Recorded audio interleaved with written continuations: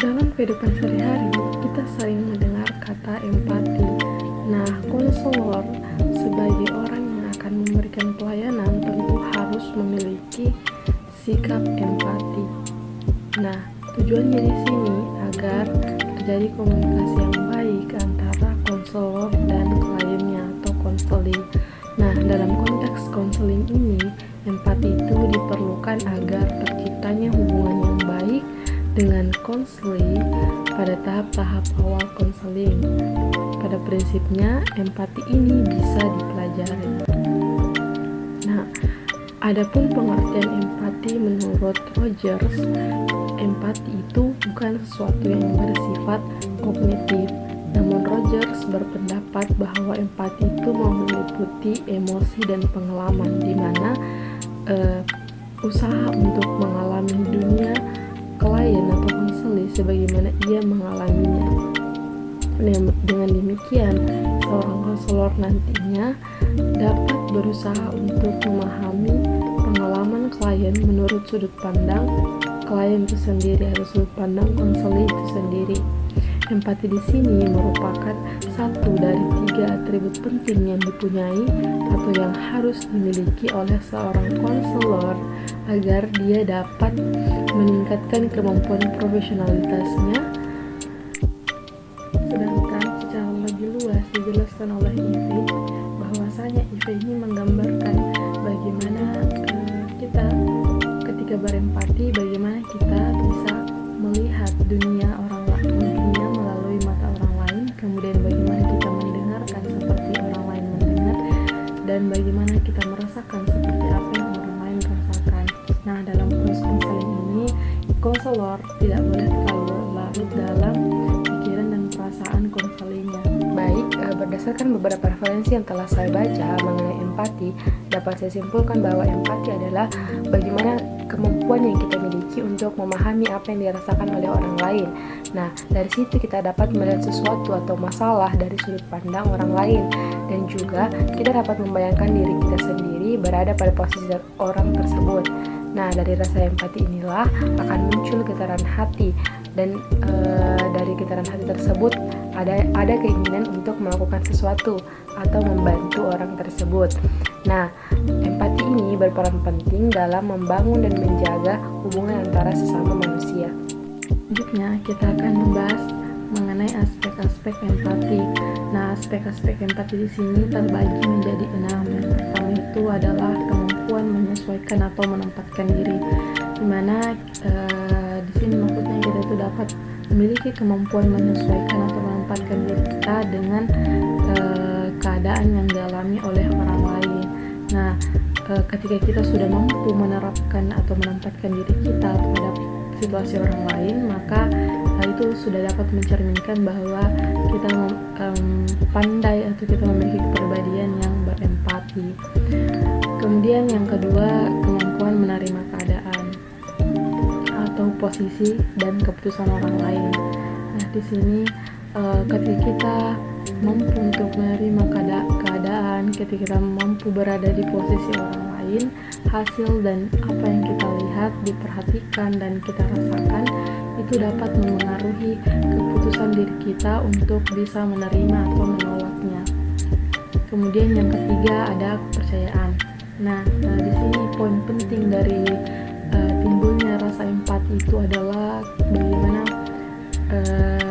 adanya rasa kepercayaan. Di sini rasa kepercayaan itu cenderung bahwa seseorang itu dapat dipengaruhi dan kemudian berempati setelah mereka mempercayai apa yang mereka lihat, apa yang mereka rasakan, dan apa yang mereka dengar. Kemudian yang keempat itu ada komunikasi. Nah, komunikasi ini penting dalam menerapkan empati di lingkungan sekitar, di mana komunikasi itu dapat menunjukkan bagaimana kita dapat menyampaikan informasi dengan baik, kemudian kejelasan informasi kita dan ketepatan cara kita berkomunikasi ini sangat mempengaruhi diri untuk dapat berempati dengan orang lain. Tentunya ketika komunikasi kita bagus dengan orang lain, maka orang lain juga akan mengerti apa yang kita sampaikan. Kemudian yang kelima itu ada perhatian. Nah, perhatian ini orang-orang yang berempati itu identik dengan orang-orang yang memiliki kepedulian dan perhatian yang sangat tinggi terhadap hal-hal yang terjadi di sekitarnya. Ketika kita sudah mampu memberikan perhatian kepada orang lain, tentunya kita akan dapat merasakan dan kita dapat berempati. Kemudian yang keenam itu ada kemampuan memahami posisi dan keadaan orang lain. Di sini setelah kita melihat, kita mendengar dan memperhatikan orang yang mendapatkan pemahaman sehingga orang tersebut bersikap sebagaimana orang lain menginginkannya bersikap. Selanjutnya menumbuhkan kemampuan berempati. Nah, terdapat 8 petunjuk yang dapat dilakukan untuk memperbaiki kemampuan berempati. Nah, yang pertama itu kita harus menyadari sepenuhnya bagaimana tingkat emosi, keinginan, hasrat, dan biarkan juga emosi dan hasrat serta keinginan itu tumbuh pada orang lain. Kemudian yang kedua, bagaimana kita mendengar pendapat orang lain. Nah, walaupun sebenarnya kita tidak setuju dengan apa yang orang lain katakan, tetapi kita harus membiarkan orang lain tersebut menyelesaikan apa yang dikatakannya. Kemudian kita dapat bertanya sebelum kita melakukan penilaian. Nah, yang kedua, memerhatikan orang lain. Nah, di sini kita dapat memerhatikan orang lain ketika dia sedang berada di aktivitas luarnya seperti di jalan, atau ketika di restoran, atau ketika kita berkendara. Tentunya kita akan melihat banyak sekali ekspresi wajah atau muka orang yang berbeda. Nah, di sini kita itu bisa memahami perasaan orang lain itu melalui muka yang dia tunjukkan. Kemudian yang keempat itu menilai orang lain. Nah, di sini kita tidak boleh menilai orang lain itu hanya dari covernya atau luarnya saja, tetapi jika akan lebih bagus atau akan lebih baik jika kita juga mengetahui sikap dasar seseorang yang mana hal tersebut hanya dapat kita ketahui melalui pembicaraan dan tanya jawab yang menarik. Kemudian yang kelima, kita bisa melihat tayangan edukasi. Contohnya, kita bisa melihat film pendek di televisi atau di berbagai media sosial lainnya. Kemudian kita dapat memperkirakan pokok persoalan yang dibicarakan. Kemudian kita dapat beradegan seolah-olah menempatkan diri kita pada keadaan tersebut. Nah, yang keenam itu memahami pendapat seseorang yang bertentangan dengan pendapat kita. Dalam hal ini kita hanya perlu melakukan analisis kenapa orang tersebut mempunyai pendapat yang berbeda dengan apa yang kita rasakan. Kemudian yang kedua, menanyakan diri sendiri mengapa dalam suatu situasi itu kita membiarkan atau memberikan reaksi. Nah, di sini bila kita sudah mengetahui latar belakang tingkah laku itu, maka kita akan mudah untuk menempatkan diri dalam kedudukan orang lain. Di sini tuh kita mencari faktor-faktor dalam diri sendiri yang membuat kita juga tidak menyukai seseorang. Nah, kita dapat melakukannya dengan mencari sebab akibatnya di dalam diri sendiri. Tentu saja pasti ada manfaat dari ketika kita memiliki rasa empati. Nah, adapun beberapa manfaat dari memiliki rasa empati, yaitu yang pertama, hidup akan lebih bahagia. Mengapa demikian? Karena kita tidak lagi menghabiskan waktu untuk membenci sesama. Nah, yang ada itu kita diganti dengan rasa peduli terhadap sesama. Kemudian yang kedua, kita akan dijauhkan dari sikap sombong dan egois. Mengapa demikian? Karena ketika kita atau ketika seseorang itu merasakan apa yang orang lain rasakan, maka mereka tentu tidak akan berbicara atau mereka tidak akan berpendapat sembarangan lagi mengenai orang tersebut, karena tentu saja mereka sudah memiliki pola pikir yang terubah. Nah, yang ketiga, manfaat memiliki rasa empati itu sebagai sarana evaluasi. Maksudnya di sini sarana evaluasi itu empati adalah usaha mengevaluasi diri sendiri dan mengembangkan diri sendiri menjadi pribadi yang lebih baik lagi. Nah, melalui empati ini kita dapat melihat orang lain sebagai contoh berdasarkan apa yang dirasakan orang tersebut. Nah, kita bisa mengevaluasi diri kita dari masalah atau apa yang dialami oleh orang lain. A few moments later. Selanjutnya, pada topik kedua kita akan membahas mengenai menjaga perilaku verbal dan nonverbal konseling. Nah, di sini menjaga hubungan yang baik antara konselor dengan klien merupakan langkah awal keberhasilan konseling. Nah, hubungan yang baik dengan konseling sangat penting, di mana baik itu dalam konseling kelompok maupun konseling perorangan. Dalam situasi konseling, perilaku verbal dan nonverbal klien atau konseling itu dapat dijadikan indikator atau patokan keseriusan konseling dalam mengikuti proses konseling. Nah, tanda-tanda perilaku tersebut harus terbaca, dan konselor juga lebih mempermudah konselor agar dia dapat mengarahkan proses konseling. Nah, perilaku verbal adalah perilaku yang dimana berupa kata-kata, sedangkan perilaku nonverbal lebih kepada bahasa tubuh.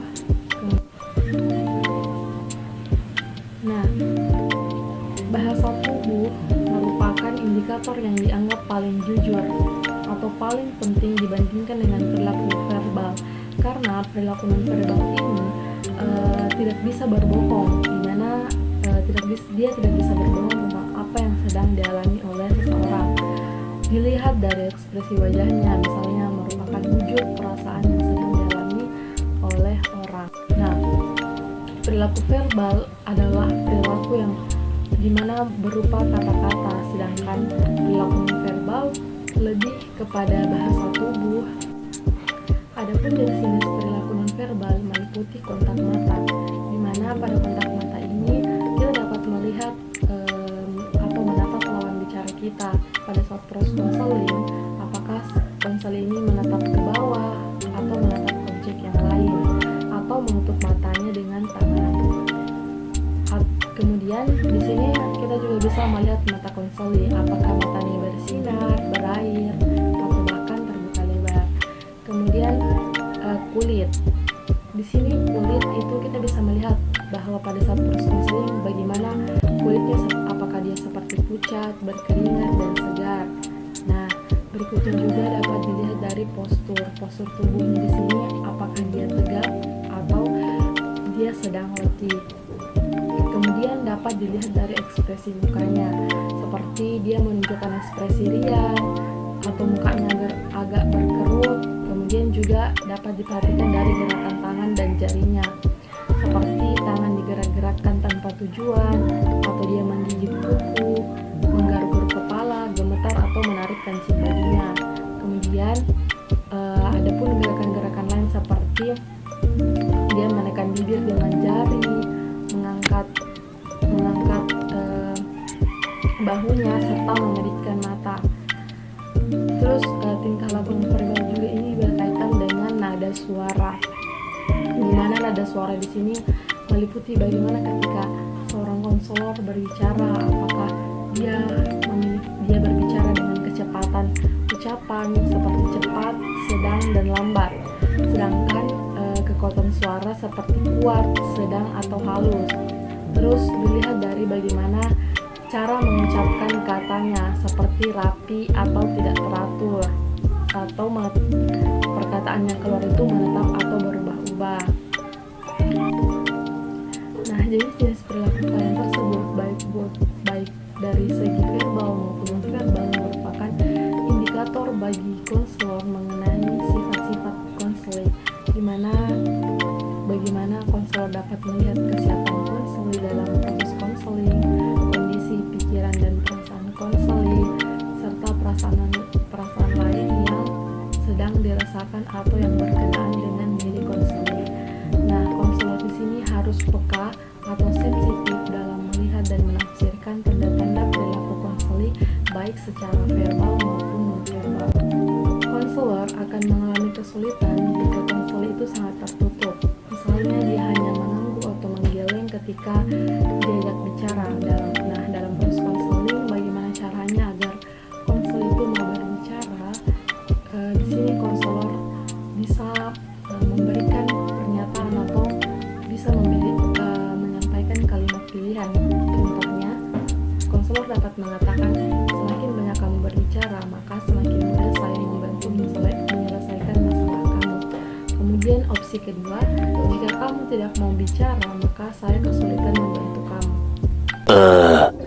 2,000 years later.